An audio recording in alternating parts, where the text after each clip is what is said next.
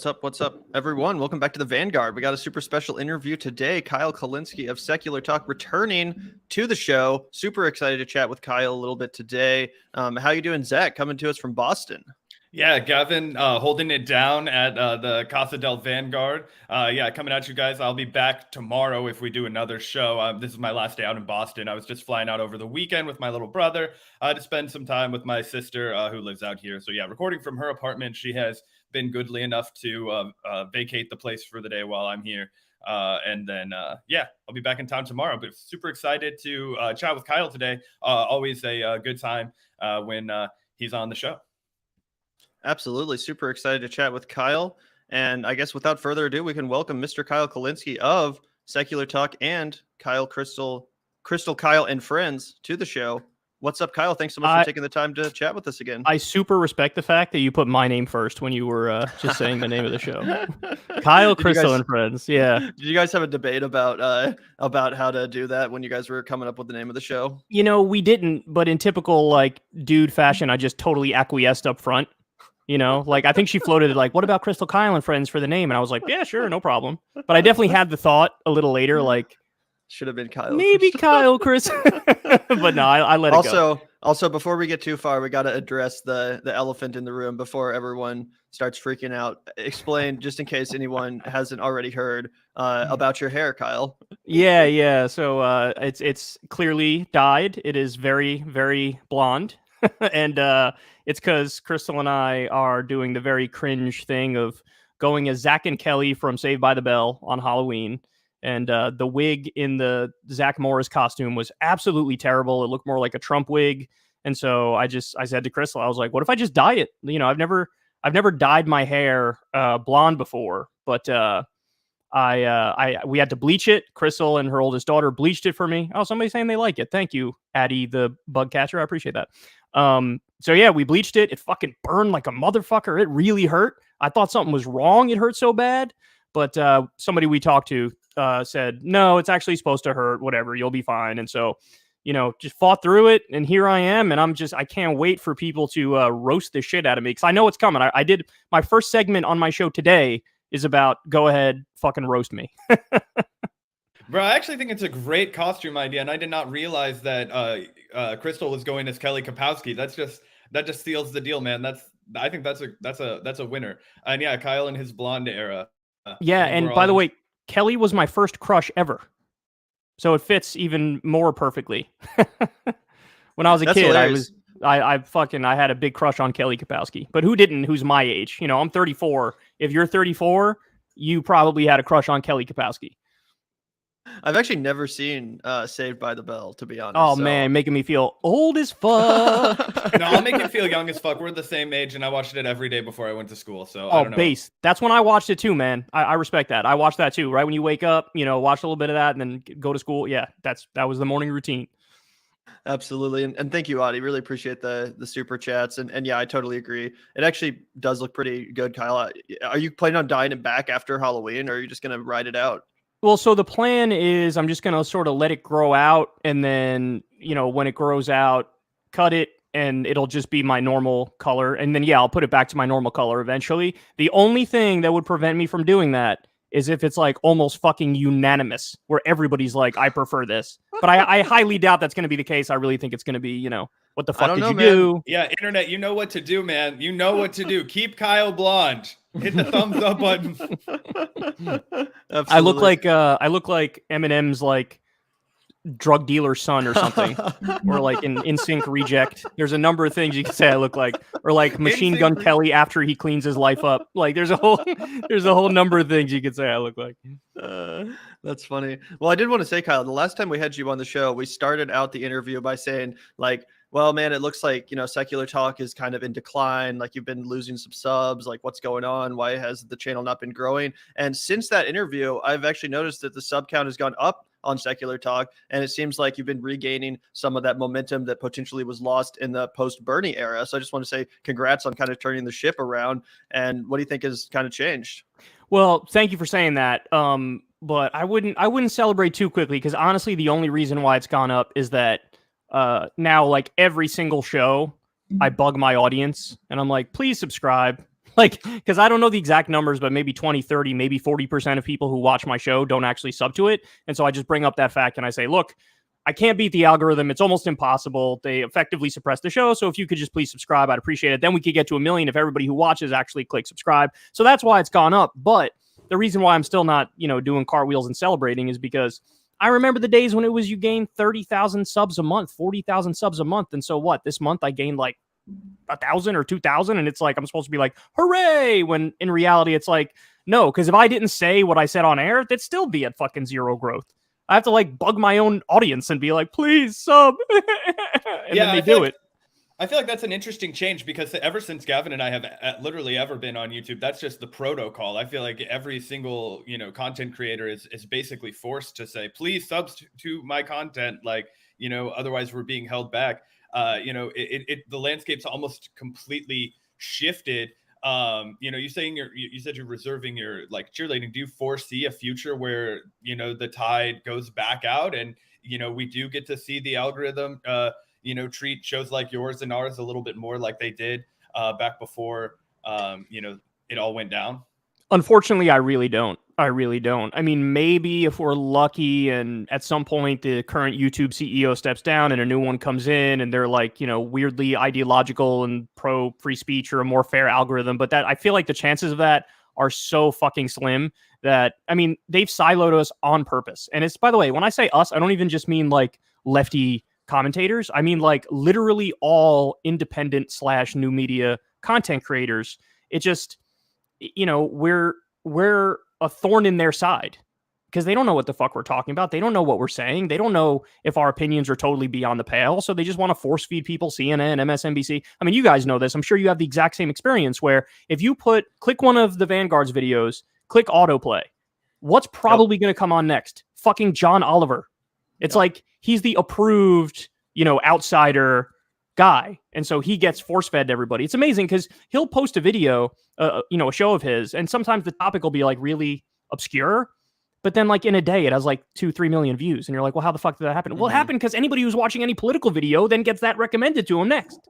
Yeah. And so we're siloed. I think it's on purpose. And so, all we could do is basically tread water as we're doing, which, by the way, we're actually kind of lucky, at least in the sense that if you try to start now, like how fucked are you if you try to start now? I mean, there's a great YouTuber, Mac, good politic guy. I'm sure you guys have seen. He's a wonderful YouTuber, and he's been treading water because, he started already after the YouTube implemented the only authoritative news sources policy.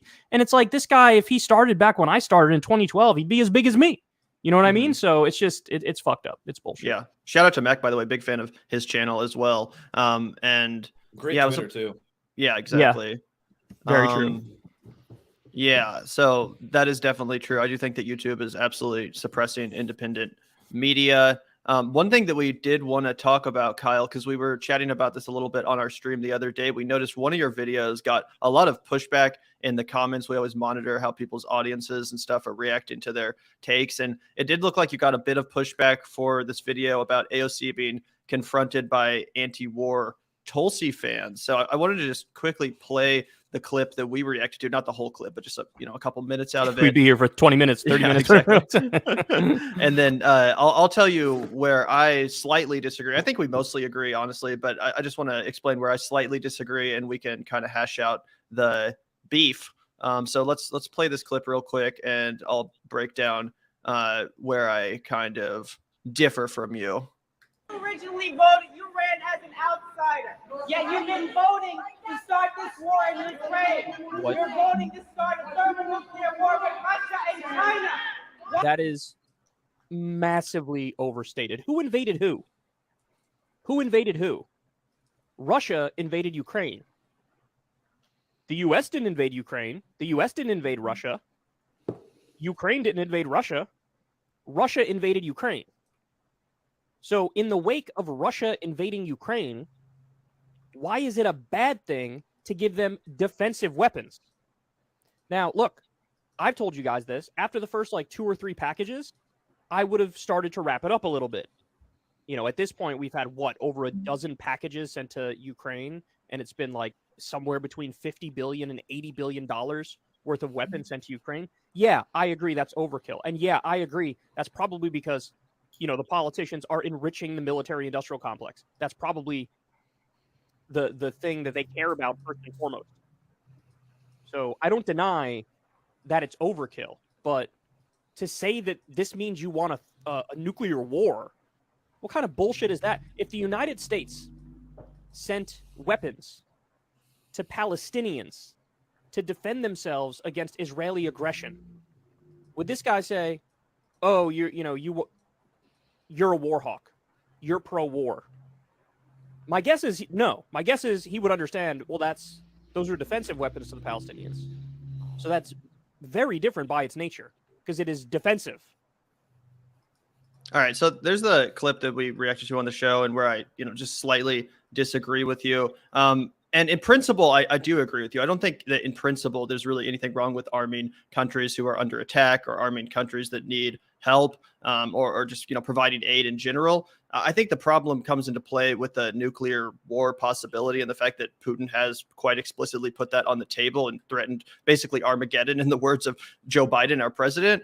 So the comparison that I like to make, and I'd be interested to hear your opinion on this, is when we illegally and offensively invaded Iraq, do you think it would have been a good idea for a country like Russia, for example, another nuclear armed superpower, to step in and start sending packages of weapons and aid, lethal aid, to Saddam Hussein to protect Iraq from our invasion? Because I don't think that would be a good idea. I think that would be escalating two nuclear armed superpowers into a potentially catastrophic situation. But how do you look at a situation like that, or a hypothetical like that? Yeah, so I agree with you, but I'll add the caveat that I do think it's debatable. And I was going to bring up a similar example. When we invaded Iraq, Iran decided they were going to arm Shia militias in Iraq to fight the Americans. And so even though, like you just said, I don't agree with that, but I certainly think it's a debatable issue, because I wouldn't say that Iran in that situation wants World War III or wants war with America. I would say Iran wants the U.S. out of Iraq. And that's why they're doing that. By the same token, I think the U.S. wants Russia out of Ukraine. So I actually think it's perfectly analogous in that sense. Is there any part of that you disagree with?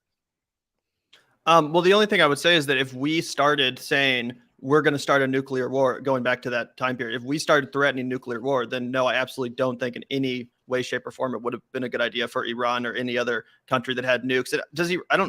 Iran didn't have nukes at the time, did they? No, they don't even have nukes now. No. Right, because of the Iran deal, correct. Yeah. So if they did, though, I think that any two countries that both have nukes escalating pretty much in any way would be a bad idea. So if we were saying at the time, hey, we're going to start a freaking nuclear war over this, and Iran kept sending more money and escalating the situation further and further, then no, I don't think that would have been a good idea at all. In the same way that I don't think it's a good idea for us to be escalating with Russia, who's explicitly threatening nuclear war. Again, I have all the solidarity with the people of Ukraine that have been displaced and killed by this, unnecessary conflict. But I just worry that us intervening, given our track record, that it is escalating towards a nuclear war or a World War III type situation. And also in the same way you brought up, the Israel-Palestine conflict, as much solidarity as I have with the Palestinian people, if Israel was, if we started arming Hamas, for example, I also don't think that would be a good idea. Yeah, see, that's where, again, I agree with you, but I think it's a nuanced conversation, because in principle, what I have a problem with the U.S. or anybody for that matter arming non-Hamas, non-extremist Palestinians for self-defense. I'd say, yeah, I mean, I think that's a debatable issue. I wouldn't be upset if somebody wanted to do that. But to your point, you'd want to add stipulations of like, none of this can go to Hamas because Hamas targets Israeli civilians, etc. So, I mean, I think we largely agree. I just think it's a very nuanced conversation. I do agree that nuclear weapons does change the analysis. And I think you'd have to be like very hard-headed not to concede that point, that yes, nuclear weapons, it raises the stakes and it makes it so you have to be more cautious. But then I do want to ask you though, because I still stand by that I would have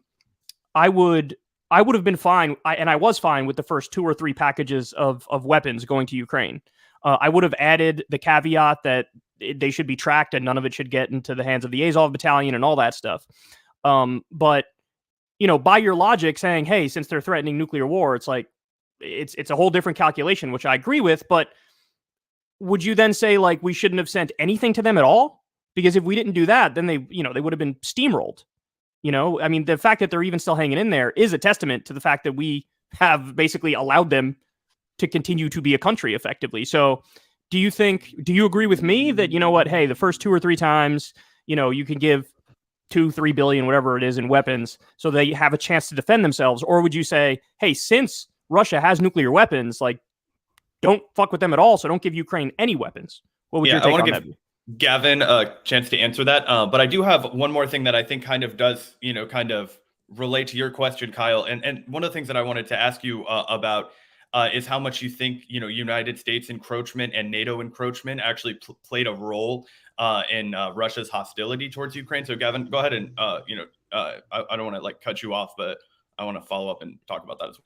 Yeah, we can definitely talk about that. My answer is honestly no. I don't think that the U.S. should have intervened in any way. And like, again, there's really no good answers in this conflict, but I have to take the stance that given our track record, even just in the last 20 years as a nation, as a warring nation, as an imperialist power, I don't think we have any moral authority or any moral high ground in which to be intervening in these sort of conflicts, especially with a nuclear armed superpower. If the U.S. had like a perfect track record and we ourselves had not engaged in illegal offensive invasions in the last 20 years, then maybe that would be different if we were just like a, completely neutral, good country. But that's just not the case. And again, given the massive hypocrisy of us intervening when we ourselves are guilty of the exact same thing, and probably would have, gone to war with Russia if they had tried to intervene when we did the exact same thing. I just don't think it's our place. So maybe if other countries that didn't have a similar track record as us wanted to get involved and help out,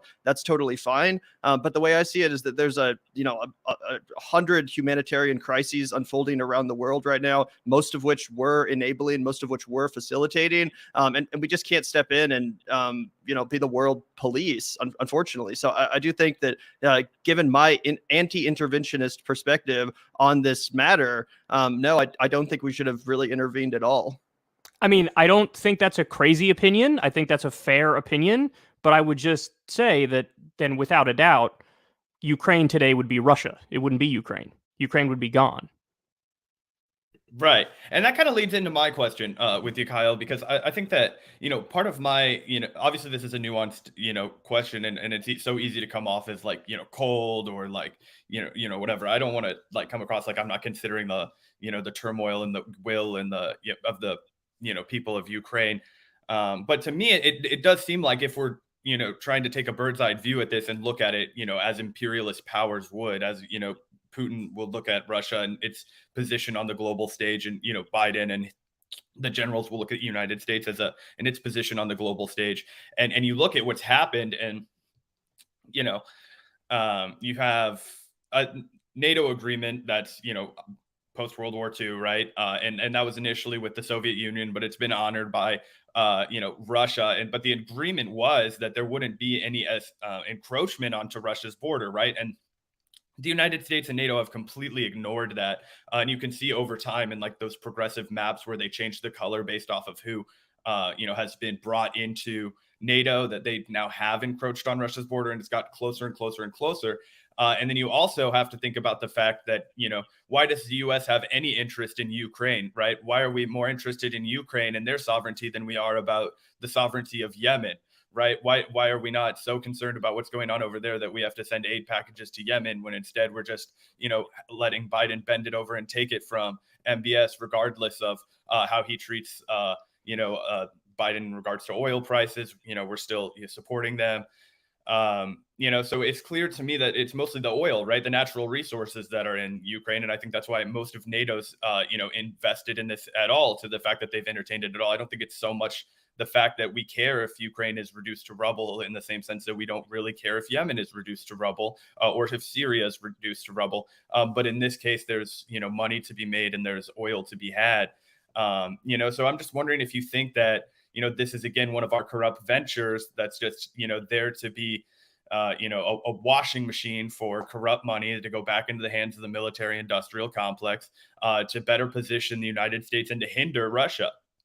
And to the extent that that's been successful, I think we could debate. But I just think that there's so much more to, potentially that line of thinking. Like if you're thinking like, how does the United States think about this? Then what it boils down to is like,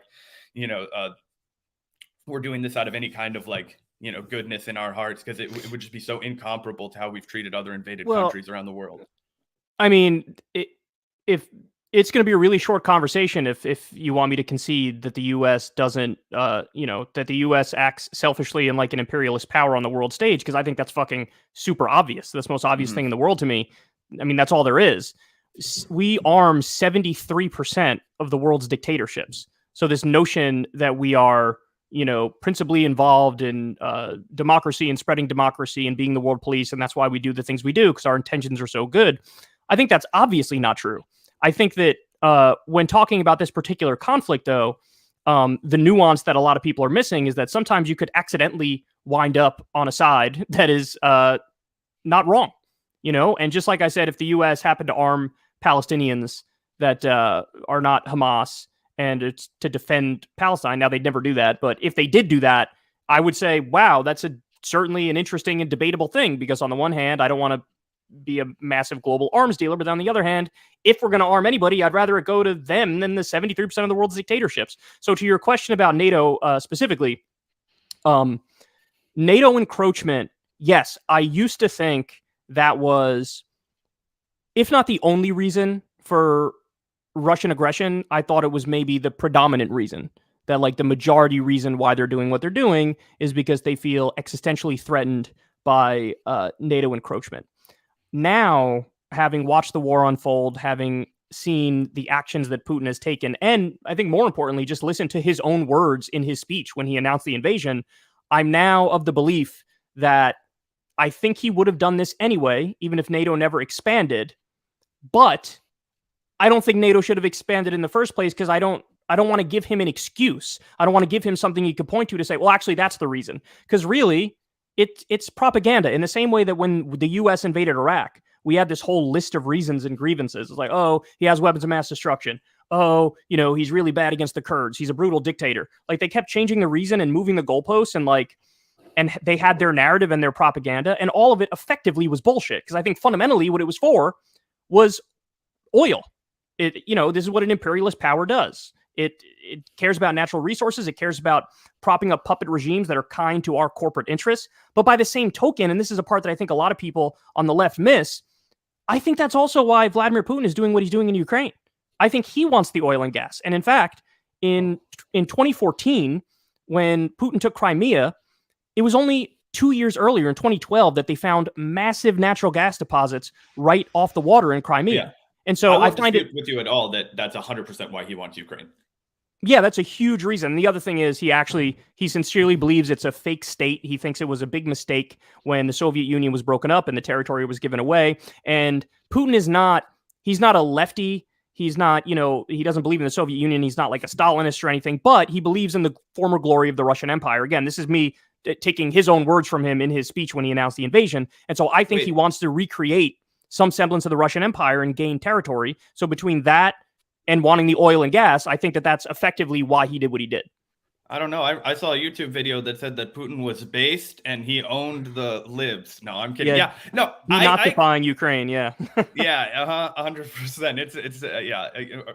Yeah. Anyway, I think that there's a lot of truth to that. And I guess if we could all agree on the fact that, this needs to be de-escalated, right? It's not like the kind of military mission that, I mean, I think you said that in your initial video that you think you already would have stopped the aid packages and the U.S. involvement, if I remember that correctly. But what would your strategy be moving forward then?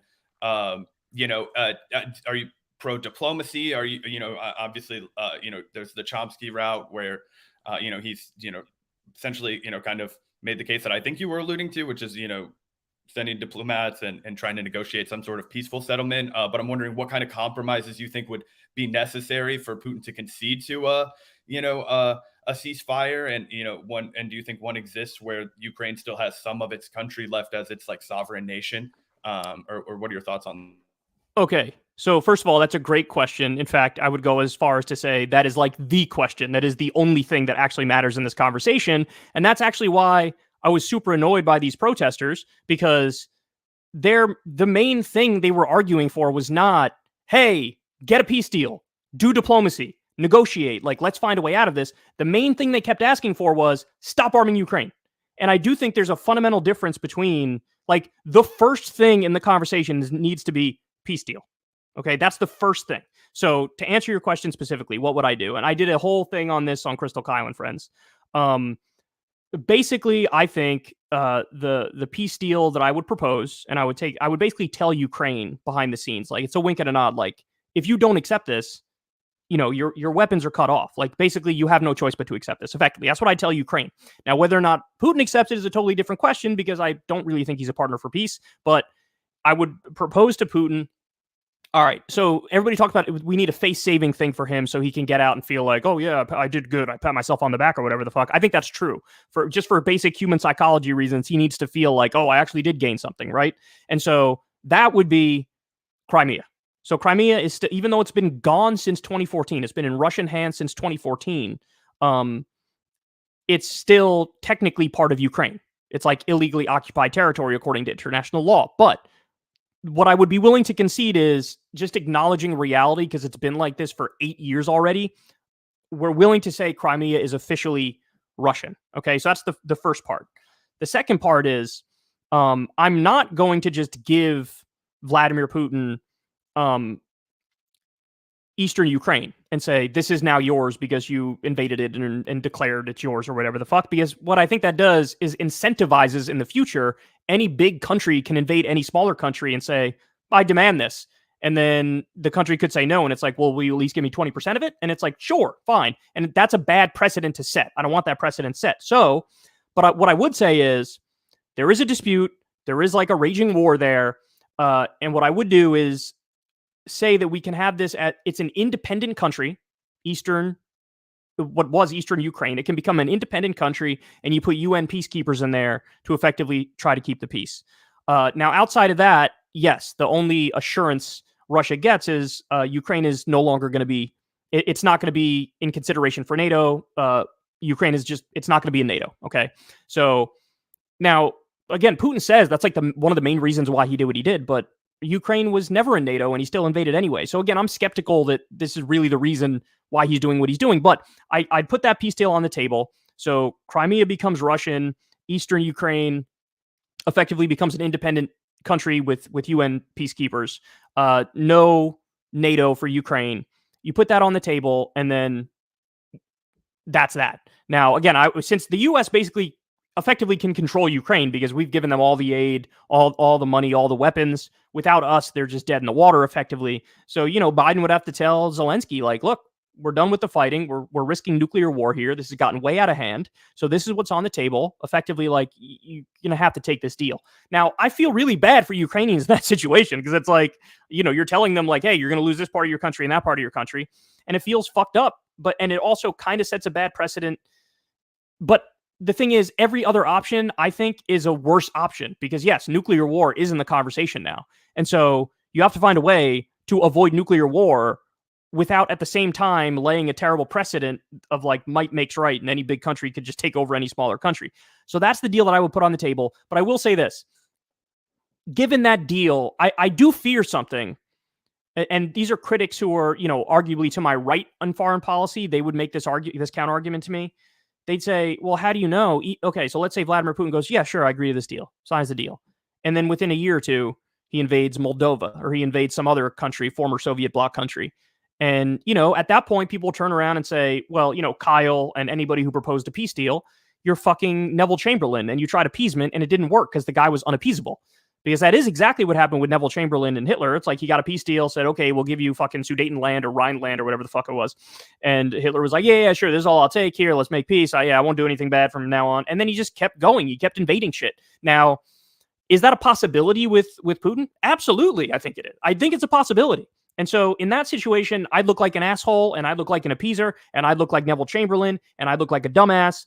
But you know what? I'm willing to accept that if that were to happen, because the fact of the matter is, if he does end up continuing after an attempt at a peace deal, well, then nuclear war really is on the table. And at least I gave us an extra 2 years or 3 years of being able to live a normal life before we got to that point. You know what I'm saying? Yeah. So Yeah.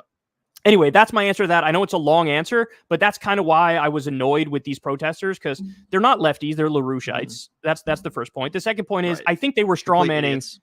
I think they were straw manning the people they disagree with. I mean, it's one thing to criticize AOC for continuing to vote for more arms to Ukraine, but to say because of that she wants World War III and she wants thermonuclear war, I don't agree with that. You can criticize somebody while being honest about what their position is. No, I don't think AOC wants World War III. And then again, they put the cart before the horse, where they're like, their main thing was stop arming Ukraine, not get a peace deal. So if you just want to call for stop arming Ukraine without getting a peace deal, we should be clear that what they're calling for is, I'm pro-Russian imperialism. I want Ukraine to be gone, and I want Russia to have the country. So anyway, that was my criticism of them. Go ahead. Well, I totally agree about the protesters. Yeah, they were super cringy and bringing up, why aren't you more like Tulsi Gabbard or whatever? Like, it completely discredited their argument, because she's far more pro-war than AOC and is literally out here stumping for candidates who want to go even further in Ukraine. She's stumping for Don Bolduc, who thinks that Joe Biden's not going far enough. He said on Fox News that we should literally basically have boots on the ground in Ukraine. So that's total insanity, complete hypocrisy that totally discredits those jackasses. Although I will say that you kind of say, like, if we're not arming them, then we support Russia imperialism, and I don't agree with that either. Well, no, if you don't want a peace, if you're not calling for a peace deal, if you're saying just don't arm them, but you're not saying that, you're saying don't arm them, but also let's get a peace deal. That's a totally different position. They're just saying stop arming them. They didn't call for a peace deal. They said just stop arming them. That's a totally different thing to say, because if you say just stop arming them and nothing else, don't negotiate, don't do diplomacy, don't actually get a deal, what you're saying is cut off the weapons and let Ukraine immediately get taken over by Russia. So I think what their claim is fundamentally different than the claim you're making. You're saying peace deal and don't arm them. That's different. Right. That's different from just don't arm them. Wanted a peace deal at all? You just think no? They would have said, if they wanted it, they could have said it. They could have said, "Hey, AOC, my main criticism of you is why are you not prodding Biden to sit down at the table with Putin?" They didn't say that. They said you need to be more like Tulsi Gabbard and stop arming Ukraine. Yeah. So that's just, to be honest, they're saying, I want Russia to take over Ukraine. That is a different position than the position you're espousing. And this is what I'm trying to get through to lefties, is like that they're not lefties. Like, they're just not. They're actually pro-authoritarian Russia. Yeah. No, that's a good point, and we basically acknowledge that. And I also agree with you that yes, we have to make a peace deal, even if there is a possibility that Putin doesn't abide by it, and like you said, 2 years down the road, maybe he decides to invade Moldova or something like that. Yes, that's a possibility, and obviously we have to reckon with that. But I just don't see what the alternative is other than making a peace deal, because I mean, I don't think the conflict is worth World War III. I really don't. Like, unfortunately, again, with all the solidarity in the world to Ukrainian people that have been affected negatively by this conflict, I just don't think it's worth sacrificing like the whole entire human civilization over a regional border dispute. Especially since we've done the same thing in the last 20 years. Like, I also don't think it would have been worth starting World War III over our invasion of Iraq or Afghanistan or Syria or whatever. There's no real good answers here, but unfortunately, I just think it's in the best interest of like the entire global community that this conflict remains as regional as possible and doesn't spiral out of control into this massive global free-for-all. Yeah, and I think there's a lot of people who are just being flat out dishonest when they pretend like nuclear war is not on the table now. It's not in question now. Who was it? It was like Leon Panetta or some other high-ranking defense official who admitted that, yeah, I put it at about a 25% chance that there's a nuclear war now.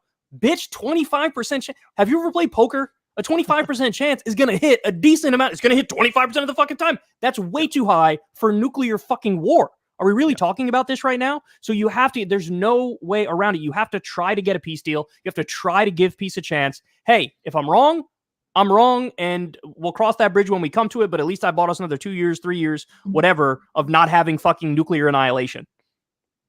Yeah, just to follow up on that really quickly, Kyle, say that, Putin did break that agreement. Would your response to be like, then you're full bore on nuclear war, or do you continue to, just to clarify, because, I mean, obviously not nuclear war, but then would you be more interested in seeing the United States have a military response? Because I think that might be where we start to really fork in the road. I feel like personally, I don't think any of these world leaders can be trusted, right?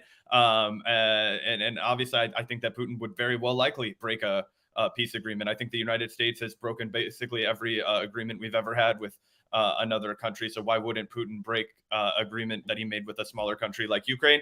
But then I'm just curious, where do we go from here? And I don't want to, make this the only topic we chat about, but I just worry about that, right? Because I feel like then there is going to be that overwhelming response of the people that, you were talking about, the people who wanted us to go full bore against Ukraine from jump and send American troops there and help liberate Ukraine. They're all going to be saying, see, we fucking told you so. This man can't be reasoned with.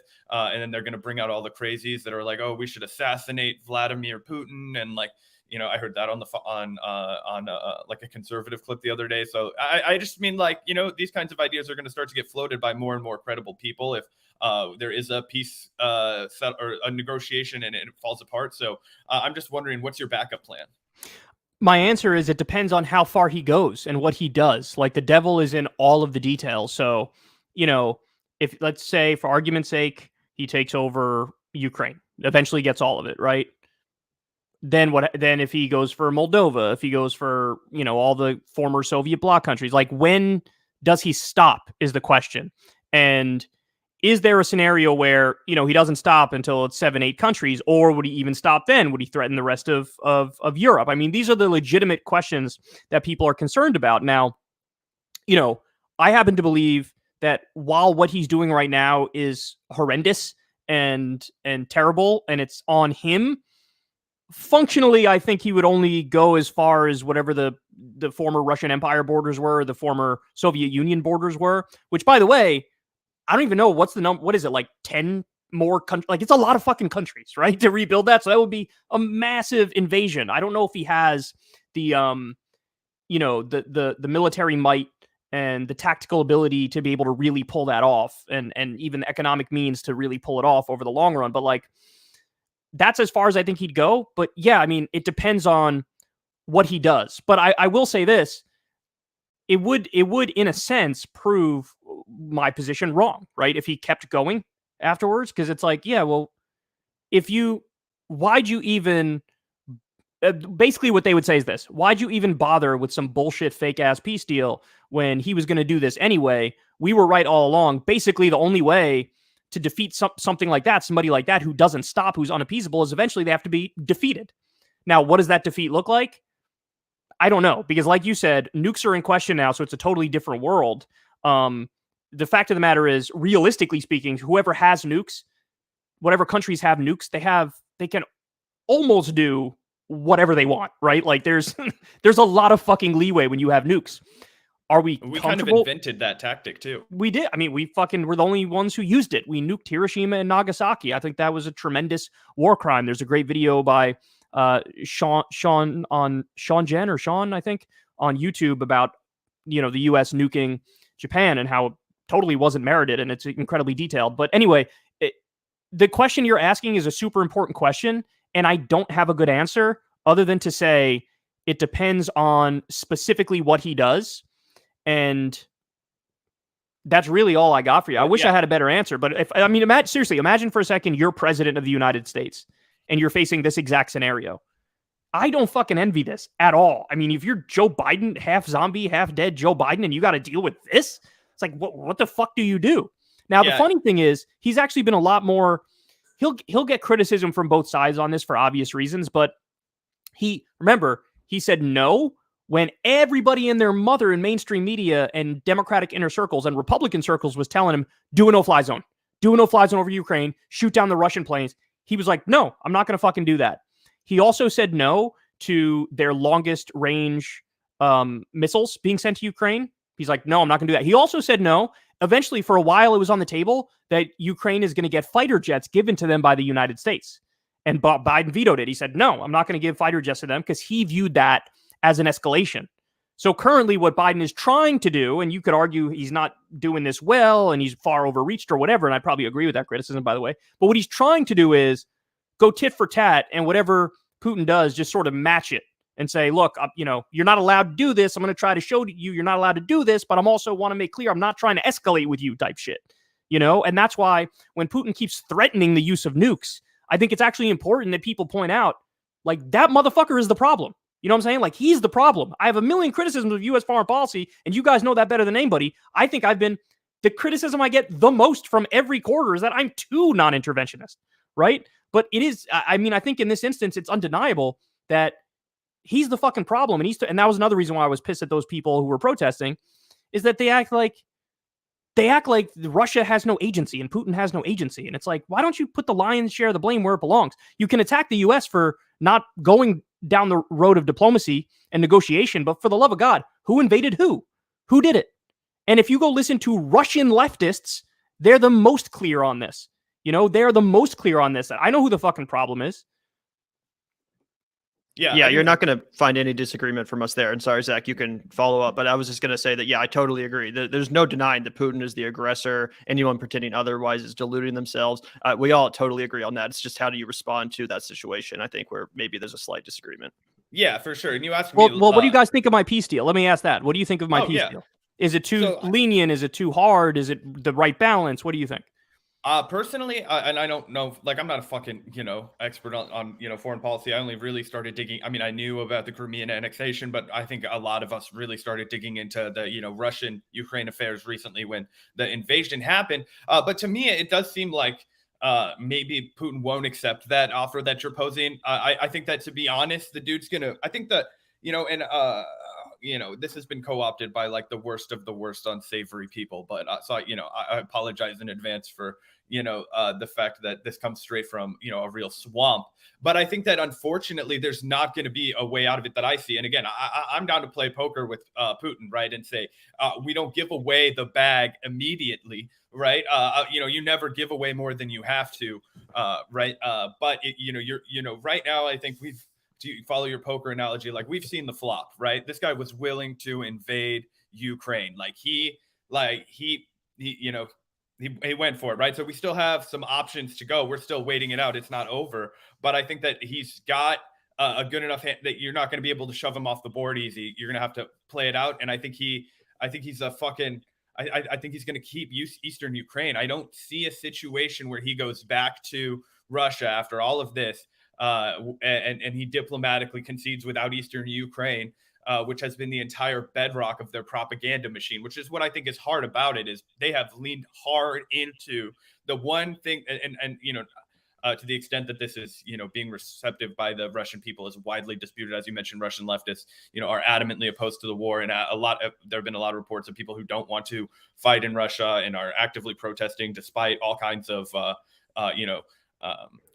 laws that are being put in place to criminalize it and all that jazz. But I think the problem is that any kind of support that Putin does have in, Russia, Moscow, whatever you want to say, is kind of hinging on the propaganda machine that they've built, which is that we are on a denazification effort, right? You'll see a lot of fucking crazies in America parrot this exact same line, but this is essentially what Putin puts out. We're leading a denazification effort through Ukraine. We are leading this country back to its former glories. We are no longer going to be a backseat country. Russia is going to be a powerhouse of the world again. To me, it seems like going back and saying, oh, guys, hey, now under international law, we've got Crimea. That seems like a fat L to Putin. And I just don't see him going there unless he had like absolutely no outs. And unfortunately, Russia has nukes. So he always has some out. I feel like you have to really give a dog a bone on this one. And again, it sounds so like out of touch and, who the fuck am I to be saying any of this? But if you want my analysis, right, I just don't think that, with all solidarity to the people of Eastern Ukraine and like the Donetsk region and all of that, I think that maybe the best situation that you could find is that you try and do your best to get a United Nations controlled election in those places. And, that's the Elon Musk plan. That was the Elon Musk plan. That's why, yeah. And I don't agree with Elon Musk entirely, right? But I do think that you're going to have to do something like that if you're going to win over Putin. I think that short of just saying, okay, we respect your election, and anybody that tells you the elections that Russia did in those areas is like an authentic, legitimate leftist election, is like fucking crazy pills, right? Yeah. Obviously, they're 99%, like that's like a North Korean election. That's like the elections that get done. You know what I'm saying? But I just think, short of just saying, okay, you can have it, like, I don't know if Crimea is going to be enough, especially with all the lengths that he's gone and the fact that he's already said, I'm going to fucking do this. I have invaded the country. You know what I mean? Like, why would he have invaded? Yeah, but if he also invaded Kyiv. Remember, he also tried to invade Kyiv. He went into the western portion of the country, and everybody was like, whoa, I didn't see that shit coming. Everybody thought he was just going to do the eastern portion of the country. So anyway, but Zach, you think the argument that he won't settle for just Crimea? It depends, right? Because look, and I had this conversation with Crystal. Like, it depends what he values. Is it possible that right now Russia is in such a dire situation that he's looking for any way out?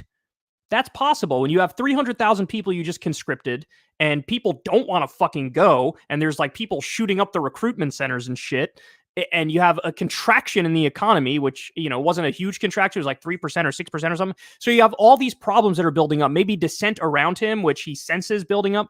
If he's in a situation where he feels like, fuck, like I want a way out of this, then he'll take it, right? But it's also possible that he doesn't care about the economy downturn, the civilians revolting, his inner circle like starting to question him, if he values the 100-year view of like, I gained territory for Russia, and I'm going down in the history books as like bringing us back to our former glory. So the answer is nobody really has an answer to that question, because nobody can really get inside of Putin's mind.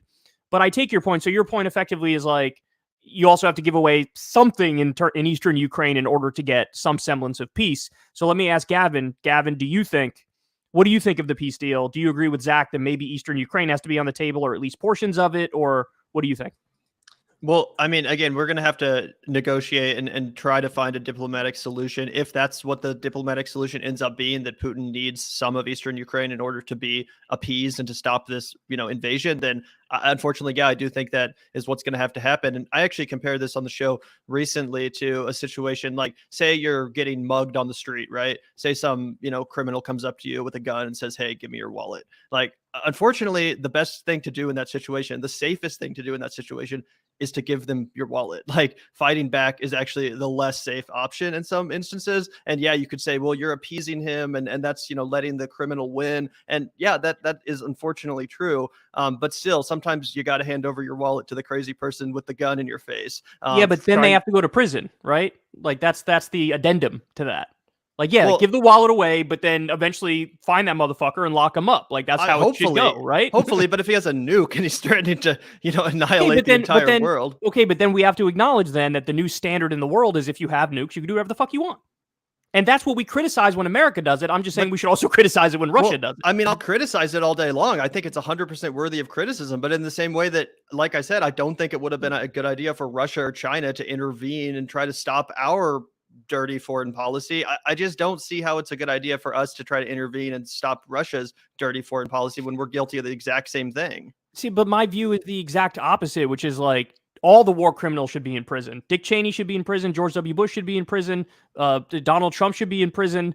Vladimir Putin should be in prison. So I don't want to set up this standard where it's like, actually, international law it's not real. It's totally fake. And if you have nukes, might make sure you do whatever the fuck you want. I'm trying to avoid that scenario. The question is, how do you avoid it? Because you're right that you are risking nuclear war by saying, hey, you can't do that. Yeah. But at the same time, if you don't say that, it's like, you can do whatever you want and we'll just let you do it. I mean, I totally agree that I would love to see all of those people in prison 100%. I just don't see how that's possible. And I also don't think that like NATO is a good neutral arbiter of these sort of conflicts. I mean, NATO I agree with led that. the intervention in Libya. Like, it's not like it's not like never would have expanded NATO in the first place. I never would have expanded NATO in the first place. I'm not saying that you hold that position. I'm just saying a lot of people say, well, like NATO has to hold Putin responsible or NATO has to stop this. It's like they're both bad. Like, they're both bad. NATO is also responsible for atrocities. NATO is also responsible for invasions. Like, I just don't see how Putin's going to end up in jail, so to speak. Like, the only way out is a peace deal, and you just have to hope it sticks. That's literally the only way out. And then outside of that, then the debate is, what are the specifics of the peace deal? Is it something like Zach laid out, which is like, yeah, Crimea, but then also Eastern Ukraine or portions of Eastern Ukraine? Or can you get away with, relying on the fact that maybe Putin is desperate right now to find a way out? The only face-saving thing is Crimea, and the rest, like I said, independent territory. Yeah. But the other thing is, I really do get the sense, and there was a poll on this, actually. Crystal just sent it to me. It's true that it's an overwhelming majority of Ukrainians are like, fuck you, give us back every inch of land. And like, on the one hand, I sympathize with that, right? If you're Ukrainian, you're like, yeah, this is my fucking land. But then on the other hand, it's like, well, then we are rolling the dice with nuclear war. You know what I'm saying? So it's just, there's no good answers. And I totally sympathize with them as well. I totally sympathize with them. And like I said, there's really no good answer, unfortunately. Like, and maybe if nukes weren't involved at all, I would have a totally different outlook on the situation. But I just think the involvement of nukes and the fact that we're risking the annihilation of so many more people in the long term, I just don't really know what the correct answer is in that situation. Again, given the fact that Putin is clearly capable of using nuclear weapons. I mean, most people didn't think he would invade Ukraine in the first place. He did. Clearly, This is an unhinged person that's willing to do, unorthodox tactics and embrace, extremely dangerous measures in order to get what he wants. And I just don't know what the good idea, or I just don't know what like the right solution to that is, because I don't think there's any way to like just go take him out, without starting a nuclear war. Like, no, that's psycho talk. Like, that's Lindsey Graham psycho talk. No way. Yeah.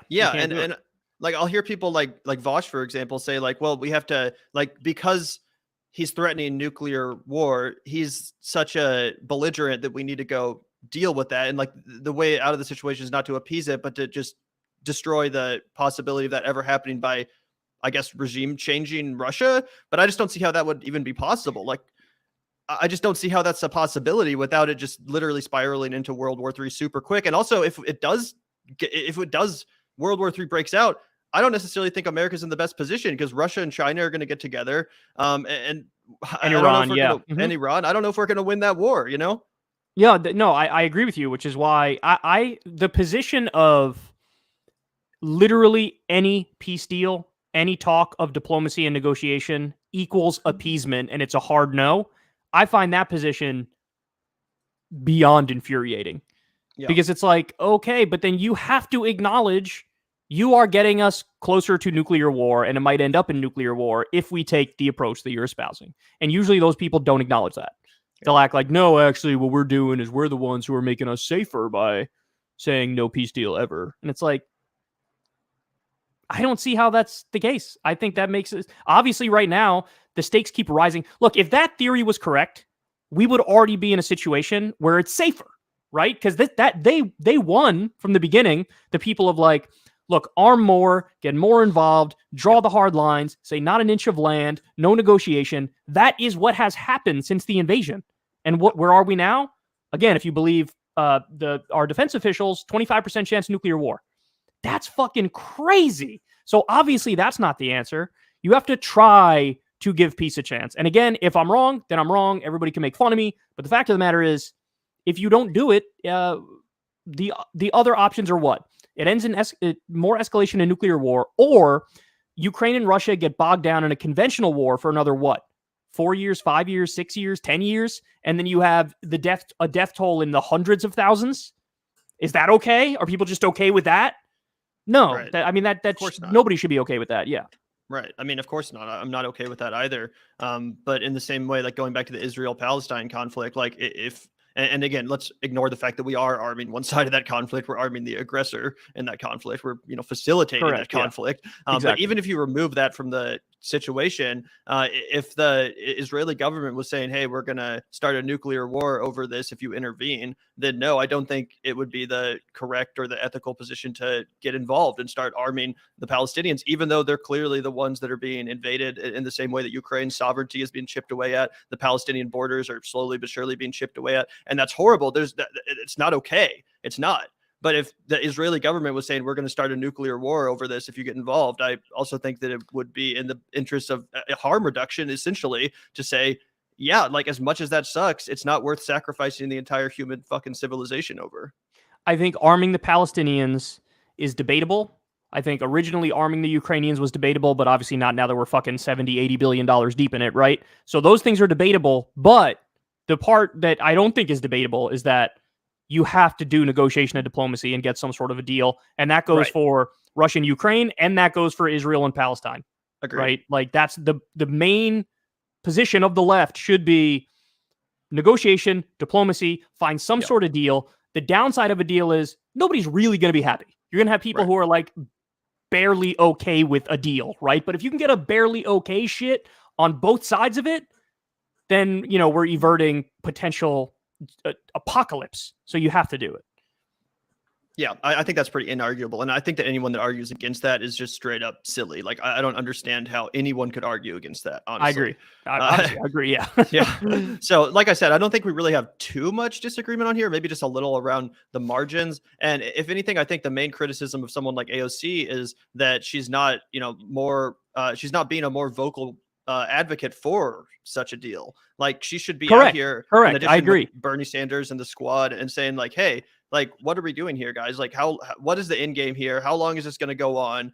We can't just get involved in this like years long quagmire with a, regional border conflict on the other side of the world with a country that's not even technically our ally, funneling billions and billions of dollars into this conflict, enriching the defense contractors and legitimizing our status as the world police in the process. Like, I just don't think that's acceptable either.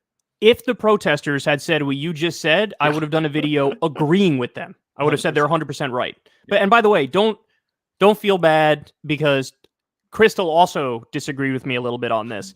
And what we were able to break down is that it's basically macro picture versus micro picture. She was looking at the macro picture, and she was basically like, look, anybody who's saying back away from the brink, no matter how they're doing it, I agree with them and they should do that. That was her position on it.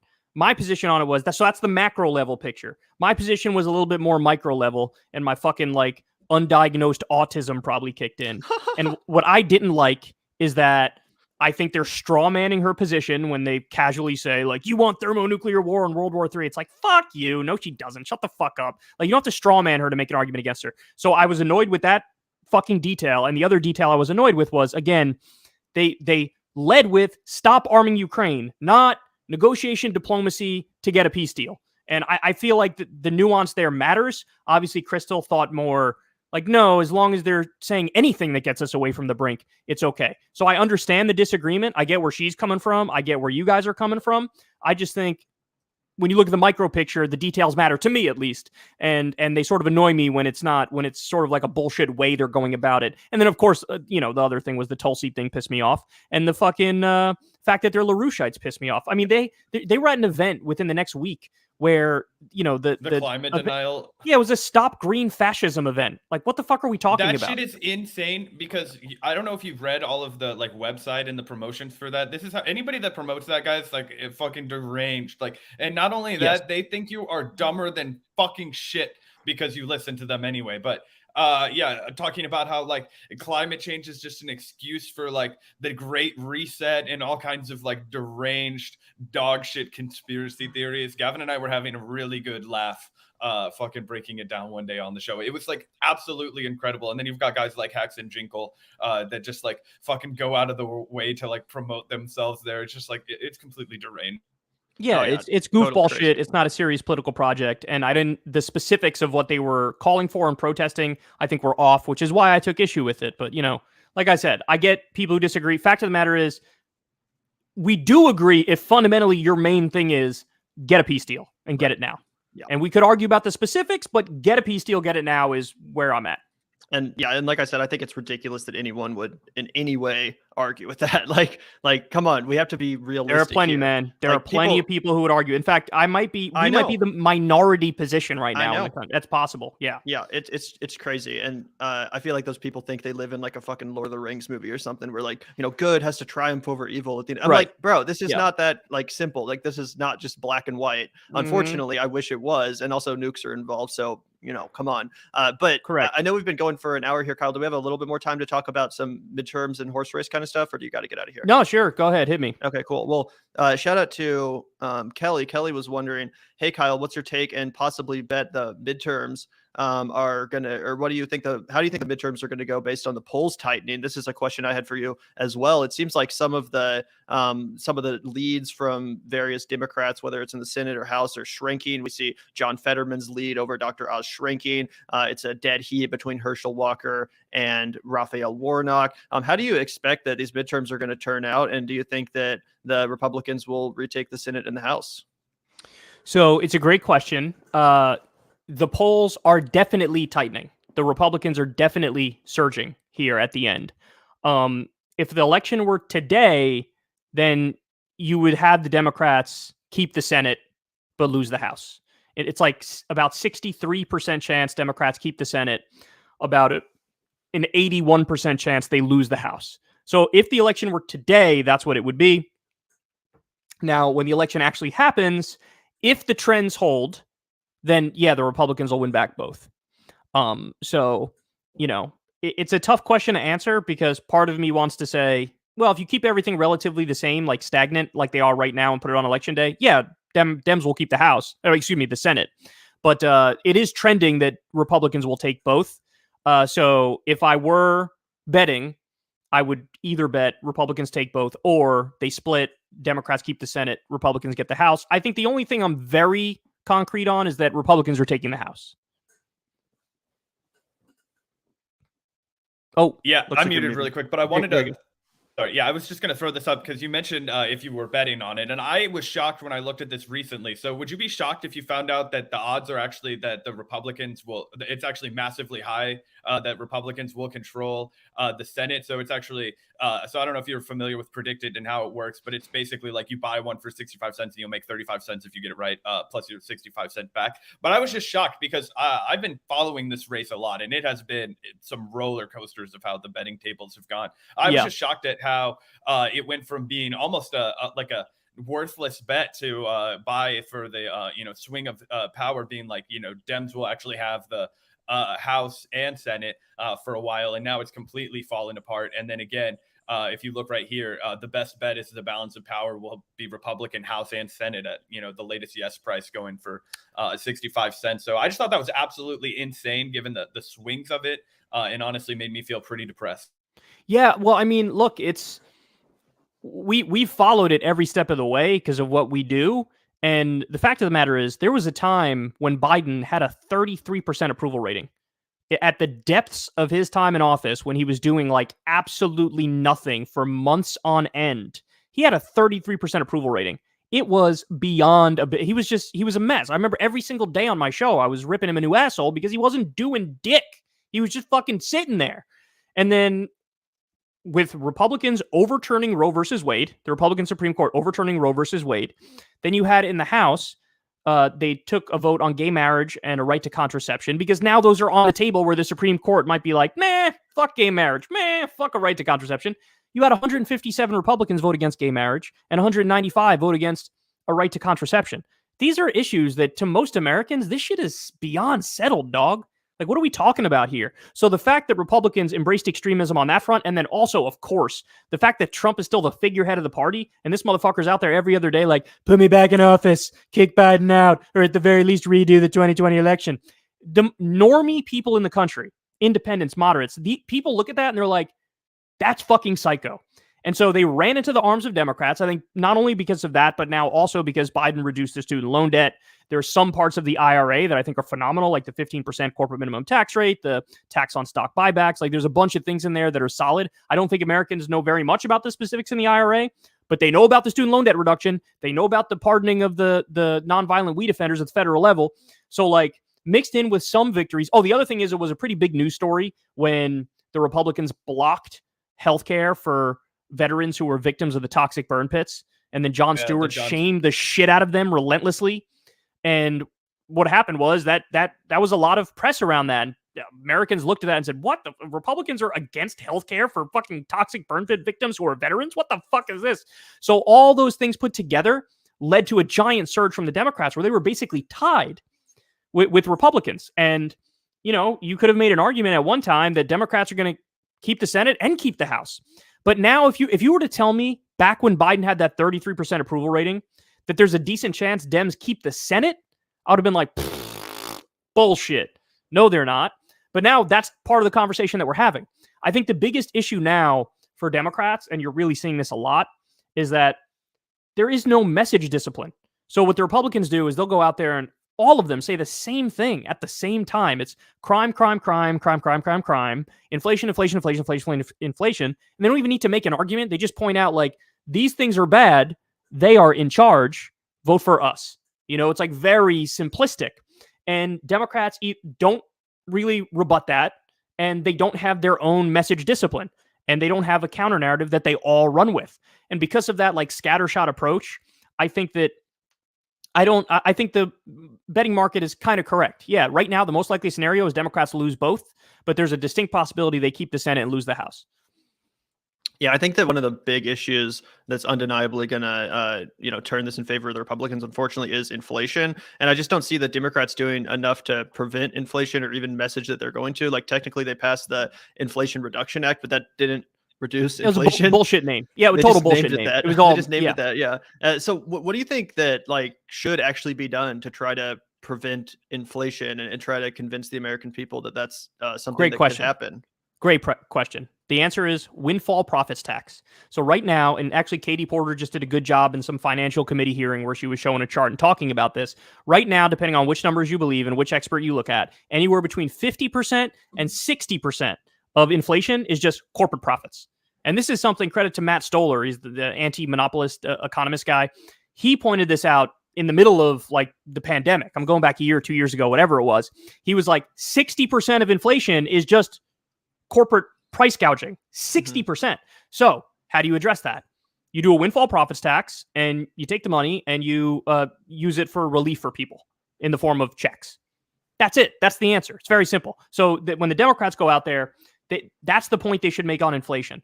Hey, inflation is caused by corporate price gouging, man.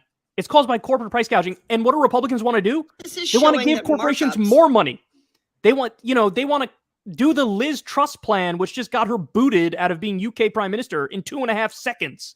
She was in there and she got booted because she cut taxes for the rich and she deregulated. The markets overreacted in response, and she's out now. She's gone. That's exactly what Republicans want to do. Cut taxes for the rich, deregulate more, pretend like that's going to fix inflation. That's not going to fix it. That's going to make it fucking worse. So the answer is windfall profits tax, and beyond that, to the extent the supply chain is leading to inflation, which that is part of the reason why it's happening, keep onshoring jobs. Under the Biden administration, there's been 350,000 jobs being onshored, not offshored. That's the first time in my lifetime I've seen jobs being onshored to the United States.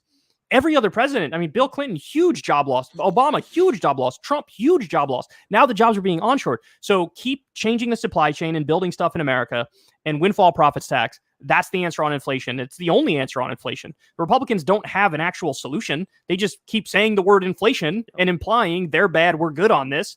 And it's actually fucking working, which is terrifying.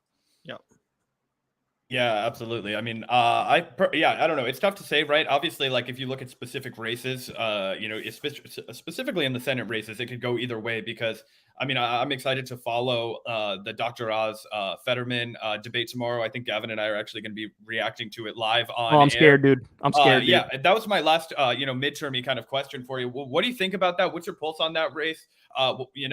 Personally, I maybe had bet overconfidently on predicted and Dr. Oz eating complete shit back when the polls were like showing him like just getting absolutely embarrassed. I think the stroke set back Fetterman, unfortunately, even though he was his team was genius in how they utilized social media messaging during that time, absolutely clobbering Dr. Oz and raking him over the coals with the Snooki voicemail and the carpet bagging and all of that kind of stuff. But obviously, there's a difference in how the guy sounds now and presents himself, and through no fault of his own, obviously it's fucking, he had a stroke. And people have been relentlessly hammering him about how he's now unfit for office. And, Dr. Oz, you'd think he would have some sort of like medical ethics being a fucking doctor, but apparently he has absolutely none. Shocker. Has kind of wielded that as his primary attack against the guy, and then like saying that he's like pro-criminal or whatever. But the one that's really stuck, I feel like, has been his criticisms of his post-stroke condition. I'm just wondering what your thoughts are on all that. Yeah, so the race overall, I would have said Fetterman's going to win it, and he's going to win it comfortably not too long ago. Now I think it's a straight-up coin flip. I agree with you that they've made the stroke an issue. They've made it a big deal. That's hurting Fetterman. And I do think, again, same thing as inflation and crime for all the other races. Oz just keeps clonking him over the head with crime. And, they make a big deal out of the fact that Fetterman hired people who were former felons. Like, he gives them a job because he believes in like redemption and rehabilitation and like, now you can make something of yourself. It's like a good thing. But again, Oz spins it like it's a fucking bad thing and he's weak on crime. And so, unfortunately, I think that race is now a coin flip. I think for a long time, Fetterman was running a phenomenal campaign. I do think that they've kind of taken their foot off the gas pedal, though, of the carpetbagger argument and the out-of-touch elitist argument, and that's where they need all of their focus right now. Just go back to what was working, what was tried and true early on in the campaign, and just hit him. Because, look, I covered the story. I'm sure you guys saw it or covered it, the whole thing with Dr. Oz being a literal puppy killer, right? Like, he killed 329 puppies doing experiments. Stuff like that is, horrendous, but I got to keep it real. There's no movement in the polls. If anything, it's still moving pro Dr. Oz when Fetterman made this a centerpiece. And there's some other things he trotted out to make them a centerpiece.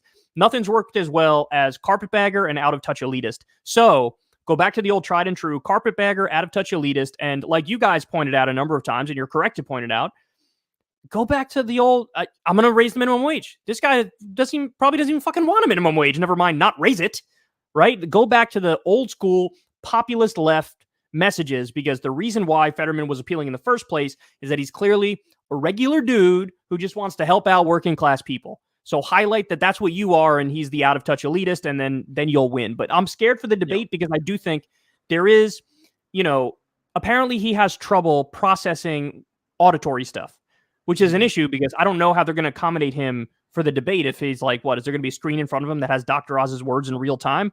I don't know how they're going to accommodate him for that. But in a debate, he could look very out of touch, aloof, slow. And I'm afraid of that because the fact of the matter is, just because he has problem right now after the stroke processing in an auditory sense doesn't mean he's cognitively not there. Because if you give it to him written down, he can understand it and respond totally normal, right? But unfortunately, I don't know if people will get that nuance, and they might think like, oh my God, this guy's like, he can't lead because he can't even think right. I mean, this is what I'm afraid that people will see. So I don't know how that's going to go, but I got my fingers crossed on that race. Just fucking flip a coin for that one. The one that's a little bit better news would be, as of right now, Warnock versus Walker has swung after the whole scandal shit, and Herschel Walker had a terrible debate. So Warnock, one poll I saw, he's up 7 points. I don't know if he'll ultimately win by that much, but there was movement pro Warnock in that race. There was a time when Warnock Walker was 50-50 and Fetterman was up like 15 or 20 points. Now that's kind of flipped. Warnock's up 5 or 7 points and Fetterman is basically tied with Oz. What about Ohio? Do you think that Tim Ryan has any chance of pulling that out? Great question. So the most likely scenario is Tim Ryan will lose barely. Yeah. Barely. But the fact of the matter is he's supposed to lose by 20 fucking points. And even though I despise Tim Ryan for a million reasons, he was shitting on Bernie relentlessly. He was against Biden's student loan debt reduction. Like, fuck you, bro. But the fact of the matter is he actually has run a great campaign. I think he destroyed J.D. Vance in the debates. The one upside of Tim Ryan is his aggression and the fact that he actually is pro-union, because you can't be an Ohio Democrat unless you're pro-union.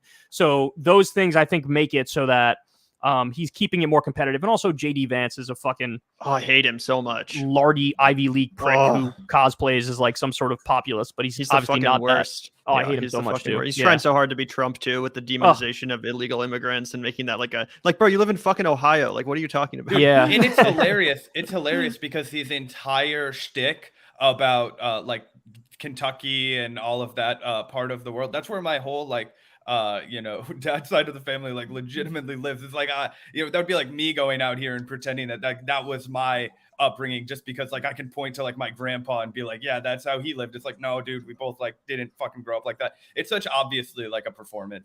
Yeah, he's absolutely. I fucking hate that guy so much. Yeah, he's the worst. Oh, he really is. He really is. But I think Tim Ryan will make it interesting. I mean, there might be a for real wild card chance he might pull it off. So we'll see.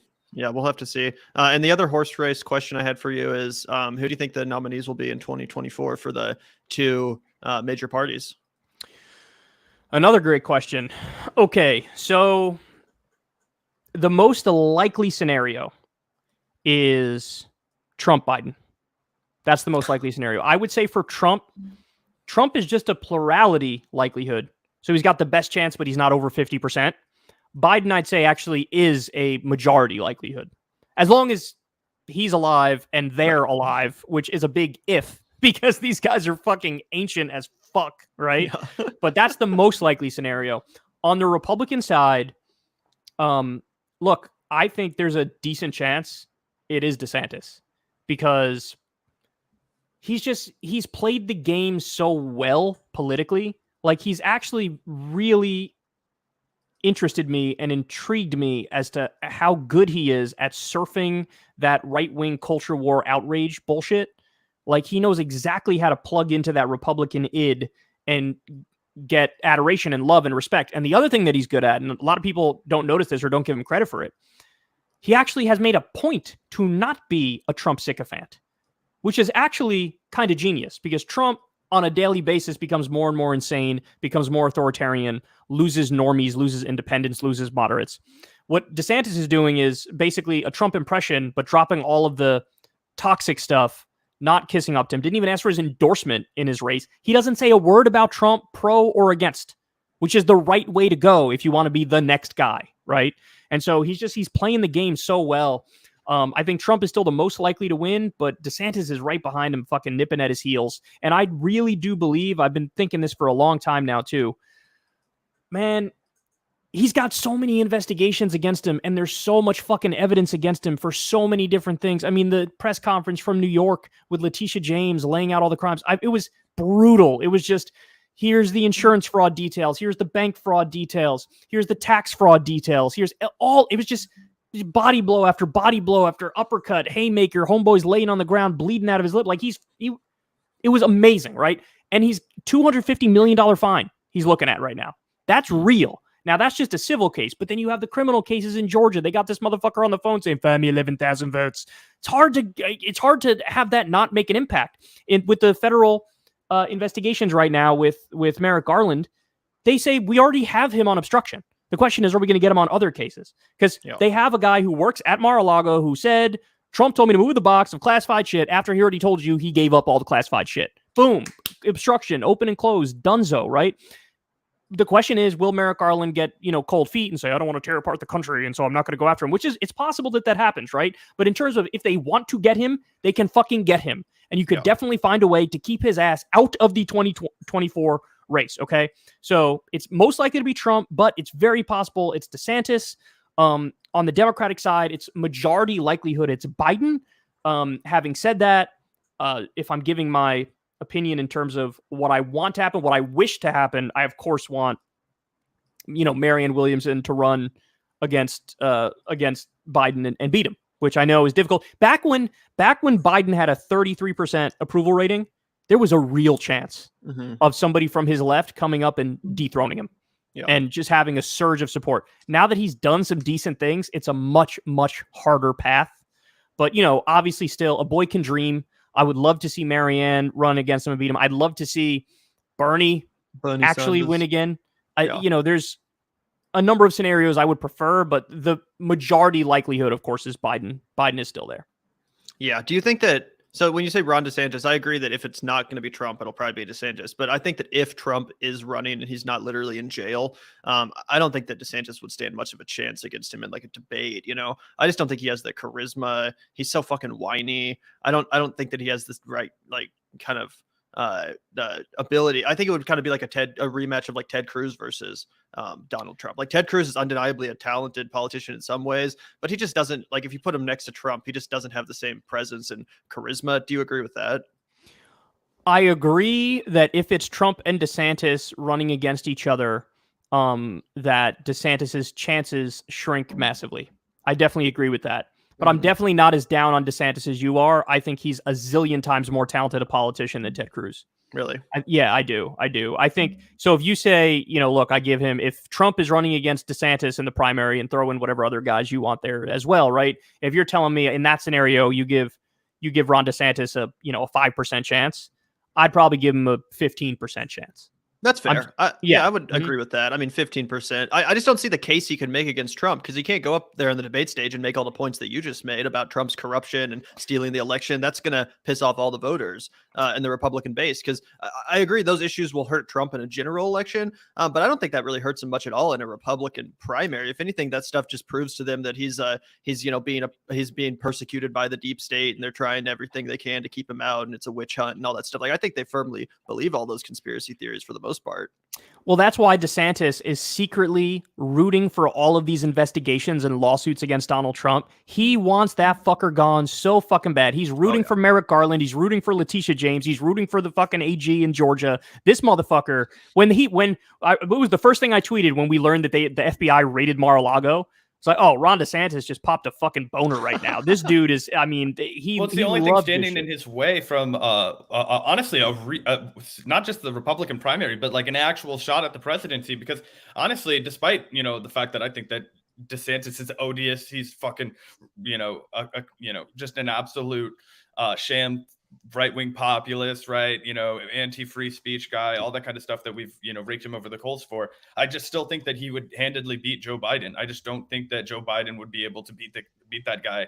I think he would, start to, after he won the Republican primary, I think he would really start to clean up how he presents himself to the American people, and all those suburban fuckers would just fall on top of themselves to vote for him, unfortunately. And obviously there would be some resistance. The hashtag Pantsuit Nation will make another like resurgence and, try and combat it. But I don't think it'd be successful at all.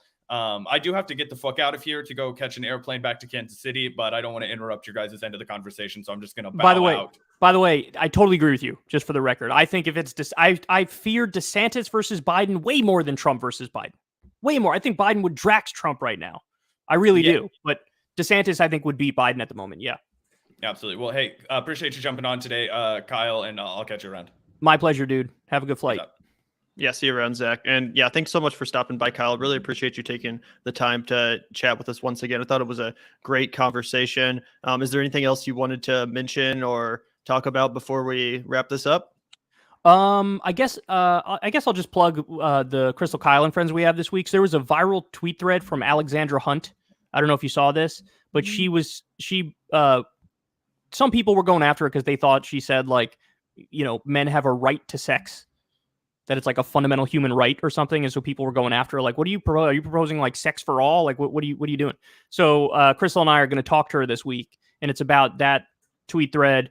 The issue, the crisis that young men are in, how much is it a legitimate problem? What can we do about it? So we're going to have a really detailed conversation about that.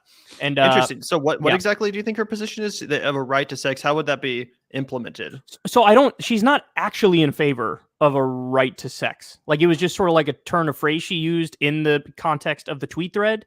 But I think the point she was getting at was like, look, you have this rise in popularity of like the manosphere and the red pill people, the Andrew Tate types, and they're speaking to disaffected young men who statistically are in a much worse off position today than they ever were before.